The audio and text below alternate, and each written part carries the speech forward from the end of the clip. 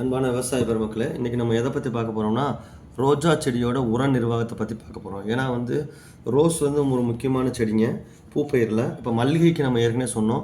அதே மாதிரி சில விவசாயிகள் ரோஜா செடி வச்சுருக்கோம், அதுக்கு எப்படி உரம் வைக்கிறது அப்படின்னு பற்றி கேட்டாங்க. அதை பற்றி வீடியோவை பற்றி தான் பார்க்க போகிறோம். அதுக்கு முன்பாக நம்மளோட சேனல் வேளாண் பீடியா அப்படின்ற யூடியூப் சேனல். நிறையா விவசாய நண்பர்கள் பார்க்குறீங்க. எல்லோரும் சப்ஸ்கிரைப் பண்ணுங்கள், பெல் பட்டனை அமைக்கிக்கோங்க, ஜாயின் பண்ணி எங்களுக்கு சப்போர்ட் பண்ணுங்கள். ஃபஸ்ட்டு பார்த்திங்கன்னா ரோஜா செடி ரொம்ப ரொம்ப முக்கியம்.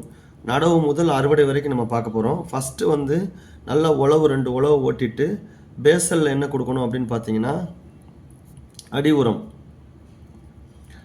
உரமாக நல்லா மக்கிய கம்போஸ்ட்டு 8லேருந்து 10 டன்னு, அதாவது தொழு உரம் போடுறோம். ஒரு 10 டன்னா ரெண்டு இது லாரி அடிக்கலாம். ஒரு அடிச்சா 10 டன் வரும். அதுக்கடுத்து நீம் கேக் வேப்ப முன்னாக்கு 200 கிலோ. நான் சொல்கிறதெல்லாம் ஒரு ஏக்கருக்கு 200 கிலோ. அதுக்கடுத்து எஸ்எஸ்பி சிங்கிள் சாப்பர் பாஸ்பேட் 100 கிலோ, 2 மூட்டை. இதை கடைசி உழவின் போது அடி உரமாக போட்டு நல்லா ஓட்டி விட்டுறணுங்க. நல்லா ஓட்டி விட்டுட்டிங்கன்னா நல்லா உரம் எல்லா இடத்துலையும் வைக்கிறோம். அதுக்கடுத்து இப்போ உரம் செடி வச்சாச்சு. அதுக்கப்புறம் முதல் உரமாக என்ன கொடுக்கணும் பார்த்தீங்கன்னா, 0லேருந்து 60 நாள் ஒரு 2 மாதம் பயிர் கழித்தது பிறகு என்பிகே, அதாவது என்பிகே நமக்கு தெரியும், வாட்டர் சால்யூபிள் ஃபெர்டிலைசர் 19 ரோஸ் கலரில் இருக்குங்க. இது 5 gram per litre of water, ஒரு டேங்க்குக்கு 50 கிராம் அப்படி பண்ணி வீக்லி ஸ்ப்ரே பண்ணணும். அப்படி இல்லைன்னா ட்ரிப்பில் கொடுக்கலாம். வாரம்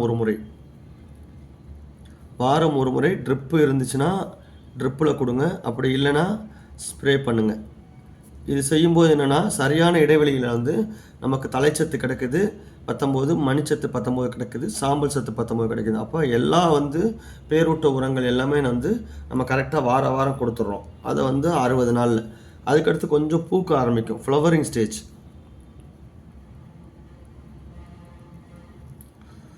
பூக்க ஆரம்பிக்கும் போது பார்த்தீங்கன்னா, அதே என்பிகே 13, 40, 13ன்னு சொல்லுவாங்க. என்பிகே தலைச்சத்து கம்மியாக இருக்கும். ஏன்னா இதை பொறுத்த வரைக்கும் தலைச்சத்து ரொம்ப கம்மியாக தான் கொடுக்கணும். மணிச்சத்து தான் ரோஸுக்கு அதிகம் தேவை. அப்போ தலைச்சத்தும் சாம்பல் சத்தும் 13 கொடுத்துட்டு மணிச்சத்து 40 கொடுக்கணும்.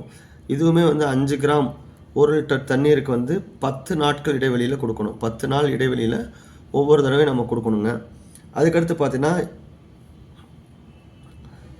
0, 52, 34 இது கொடுக்கலாம். 5 gram per litre of water. Alternate spray.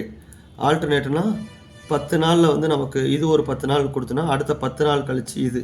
இப்போ ஃபஸ்ட் டைமு, செகண்ட் டைம், அப்புறம் தேர்ட் டைம் இது கொடுக்கணும், 4th டைம் இருக்கும். எதுக்குன்னா நம்ம தலைச்சத்தோட அளவை குறைக்கிறதுக்கு தான். இங்கே தலைச்சத்து கிடையாது. ஏன்னா தலைச்சத்து அதிகமாக கொடுக்க தலைச்சத்து 0. தலைச்சத்து அதிகமாக கொடுக்கணுன்னா ரோஸ் செடி தான் ஓடிக்கிட்டே இருக்கும். அதில் பூக்கிறதும் பூ வச்சது மலர்றது இருக்காது. அதனால் நமக்கு அதிகமாக தேவை மணிச்சத்து, சாம்பல் சத்து. அதனால் 13, 40, 13 ஒரு தடவை கொடுக்கணும். அடுத்து 10 நாள் கழித்து 0, 52, 34 கொடுக்கணுங்க. அந்த மாதிரி கொடுத்துட்டே இருக்கணும். திருப்பி கண்டினியூஸ் ஃப்ளவரிங் ஸ்டேஜ். பூக்கும்போது திருப்பி பூத்துக்கிட்டே இருக்குன்னு வச்சுக்கோங்களேன். அப்போ என்ன பண்ணால் எஸ்ஓபி கொடுக்கலாம். எஸ்ஓபிங்கிறது சல்ஃபேட் ஆஃப் பொட்டாஸ். அடுத்த காலத்தில் 0050. இப்போ இது என்ன கொடுக்கும்னா கலரோட இம்ப்ரூவ் கொடுக்கும். செல்ஃப் லைஃப் இம்ப்ரூவ் பண்ணி கொடுக்கும். செல்ஃப் லைஃப்னால் நம்ம கட் ஃப்ளவரை வாங்கி வச்சுக்கிட்டோம்னா அது அழுகாமலும் கெடாமலும் இருக்கும். பொட்டாஸ் நல்ல சைனிங் கொடுக்குங்க. இதோடு அல்லாமல் மைக்ரோ நியூட்ரியன்ட் நுண்ணூட்டச்சத்து கலவை உங்களுக்கு கிடைக்கும். மைக்ரோ EDTA ஃபார்மில் கிடைக்கும். அது ஜிங்க்கு தனியாகவும் போரான் தனியாகவும் வாங்கி நீங்கள் ஸ்ப்ரே பண்ணிக்கலாம். ஜிங்க்கு, போரான், ஓகேங்களா. 2 கிராம் 1 லிட்டர் தண்ணீர் என்ற அளவில் நீங்கள் ஜிங்க்கு, போரான் நுண்ணூட்டச்சத்தை கொடுக்கணும். ஏன்னா தலைச்சத்து, மணிச்சத்து, சாம்பல் சத்து மட்டும் கொடுத்தா போதாதுங்க. இதுக்கு நுண்ணூட்டச்சத்தும் கொடுக்கணும். நம்ம சொன்ன மாதிரி 19 கொடுக்கணும். அதுக்கடுத்து பார்த்தீங்கன்னா பூக்க ஆரம்பிச்சிருச்சுன்னா 13, 40, 13 கொடுக்கணும். அடுத்த ஸ்ப்ரே கொடுக்கும்போது 0, 52, 34 கொடுக்கணும். இது ஆல்டர்னேட்டிவாக கொடுக்கணும். இது கூட சேர்த்து மாதத்துக்கு ஒரு தடவை நீங்கள் நுண்ணூட்டச்சத்துக்கள் கொடுக்கணும். ஓகேங்களா. முக்கியமான டிப்ஸ் என்னன்னு பார்த்தீங்கன்னா, எப்பயுமே ஃபெர்டிலைசர் போடுறதுக்கு முன்னாடி இரிகேட் பண்ணணும். பிஃபோர் நல்லா தண்ணீர் பாய்ச்சிட்டு தண்ணீர் கட்டி விட்டுட்டு நம்ம உரம் போடலாம். அப்படிலாம் உரத்தை போட்டுட்டு உடனடியாக தண்ணி பாய்ச்சணும். எக்ஸஸ் நைட்ரஜன் கொடுக்கக்கூடாது. அதிக தலைச்சத்து கொடுக்கக்கூடாது. கொடுத்தா என்ன ஆகுனா வந்து பூ குறையும். செடி தான் அதிகமாகும், பூ வளர்கிறது குறையும். இன்னொன்று வந்து மண்ணிலோட உங்கள் சாயில் பிஹெச் இருக்கு இல்லையா, நம்ம ஏற்கனவே சொல்லியிருக்கோம். சாயில் பிஹெச் வந்து 6லேருந்து 7 இருக்கிற மாதிரி மெயின்டைன் பண்ணிக்கணும். நம்ம ஒவ்வொரு தடவையும் ப்ரூனிங் கொடுக்கணும். ப்ரூனிங்னா வந்து கவாத்து. இந்த கவாத்து பண்ணிவிட்டு நீங்கள் உரம் கொடுத்தீங்கன்னா நல்லா இப்போ செடி இப்படி வளருது. இந்த இடத்துல பூ வைக்கிறேன், இந்த இடத்துல கவாத்து பண்ணிட்டா இங்கேருந்து பிரிஞ்சு வரும். அப்புறம் மெயினில் இங்கே கவாத்து பண்ணிட்டோன்னா இங்கேருந்து உடஞ்சி வரும். இந்த மாதிரி பூ உடஞ்சி வர்றதுக்கு வந்து பூ உடையிறதுக்கு வந்து முக்கியமாக வந்து கவாத்து பண்ணுறது ரொம்ப ரொம்ப முக்கியம். அதனால் வந்து ஒவ்வொரு தடவையும் உரம் வச்சுட்டு கவாத்து பண்ணுறது வந்து ரொம்ப ரொம்ப முக்கியம். இப்போ வந்து சிம்பிளாக வந்து முடிவாக நம்ம வந்து உரங்களை பற்றி என்ன சொல்ல வரோன்னா, செடி வளரணும், நல்லா வளரணும்னா 19 செடி வளர்ச்சிக்கு முதல் பீரியடில் ஒரு 2 மாதத்துக்கு. இப்போ செடி வளர்ந்துருச்சு, அதுக்கப்புறம் வந்து பட்டு அந்த மொட்டு வைக்கணும். 13, 40, 13 மொட்டு கட்டுறது இருக்குது. ஓகேங்களா? இப்போ மொட்டு கட்டிடுச்சு. இப்போ வந்து பூ வந்து பெருசாகணும். பூ பெருசாகணும் நான் என்ன சொல்லியிருக்கேன், பொட்டாஸ் தான் வேணும். ஸோ 52, 34 இது வந்து பெரிய பூ வருவதற்கு. இதை மட்டும் நோட் பண்ணி வச்சுக்கோங்க, இது ரொம்ப முக்கியம். பயிரோட வளர்ச்சிக்கு முதல்ல 19 கொடுக்கணும்.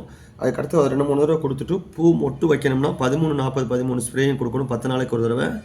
அதுக்கடுத்து மொட்டு வந்துருச்சு, மொட்டு பெருசாகணும், பூ நல்லா வெடிக்கணும் அப்படின்னா 52, 0, 52, 34 கொடுக்கணும். ஸோ இது எல்லாமே வந்து நம்ம கரெக்டாக செஞ்சுக்கிட்டே வந்தோம்னா வந்து நல்லா வந்து பூ மகசூல் கொடுக்கும். உங்களுக்கு எந்த விதமான பிரச்சனையும் வராது. இதுக்கும் மேலே உங்களுக்கு ஏதாவது சந்தேகம் இருந்துச்சுன்னா நீங்கள் வந்து 9443358494 என்ற நம்பருக்கு வந்து நீங்கள் வாட்ஸ்அப் மெசேஜ் கொடுங்க. இதில் உரம் மட்டும்தான் போட்டிருக்கேன். இன்னொன்று முக்கியமாக வந்து பூச்சி நோய் தாக்குதல் ரொம்ப அதிகமாக இருக்கும். ரோஸை பொறுத்த வரைக்கும் பார்த்தீங்கன்னா த்ரிப்ஸு, மைட்ஸு, அப்புறம் லீஃப் ஈட்டிங் கேட்டர்பில்லர், இது ரொம்ப முக்கியம். நோய் பார்த்துட்டிங்கன்னா நோயில் வந்து அழுகல், கருகல், வாடல் இது அதிகமாக பிரச்சனை வரும். இதில் வந்து உங்களுக்கு ஒவ்வொருக்கும் வெவ்வேறு வகையான நோய் மருந்துகள், பூச்சி மருந்துகள் கொடுக்கலாம். விவசாயம் உங்களுக்கு வந்து எந்த பூச்சி இருக்குது, எந்த நோய் இருக்குது அப்படின்னு ஃபோட்டோ எடுத்து எனக்கு வந்து வாட்ஸ்அப்பில் மெசேஜ் கொடுத்துட்டு நீங்கள் கேட்டிங்கன்னா அந்த பூச்சிக்கும் நோய்க்கும் எந்த விதமான தடுப்பு முறைகள் பயன்படுத்தலாம் அப்படின்ற சொல்லலாம். சில விவசாயிகள் வந்து இயற்கையாக பண்ணுவாங்க, சில விவசாயிகள் வந்து உரங்களும் பூச்சி மருந்தும் யூஸ் பண்ணுவாங்க. அவங்களுக்கு என்ன தேவையோ அதை படி சொல்லலாம். சில பேர் நம்ம மாடி தோட்டமாக போட்டிருப்பாங்க. மாடி தோட்டம் போட்டுறதுக்கு இவ்வளவு தேவையில்லை. அவங்களுக்கு வெறும் 19 வச்சு வாரத்துக்கு 1 ஸ்பூனு 1 லிட்டர் தண்ணீரை கலைச்சி நீங்கள் போட்டானே போதும். இன்னொன்று மாடி தோட்டமோ வீட்டுத்துலையோ கார்டனாக வச்சுருக்கவங்களோ உங்களுக்கு ஏதாவது சந்தேகம் இருக்கணும், என்ன உரம், அவங்களுக்கு வந்து டோட்டலாகவே டிஃப்ரெண்ட் ஆகும். அவங்க என்ன உரம் போடணும், அவங்களுக்கு பூச்சி நோய் வந்துச்சுன்னா என்ன அப்படின்றத பற்றி நீங்கள் இந்த நம்பருக்கு கூப்பிட்டு தகவல் தெரிந்து கொள்ளலாம். நன்றி விவசாய நண்பர்களே.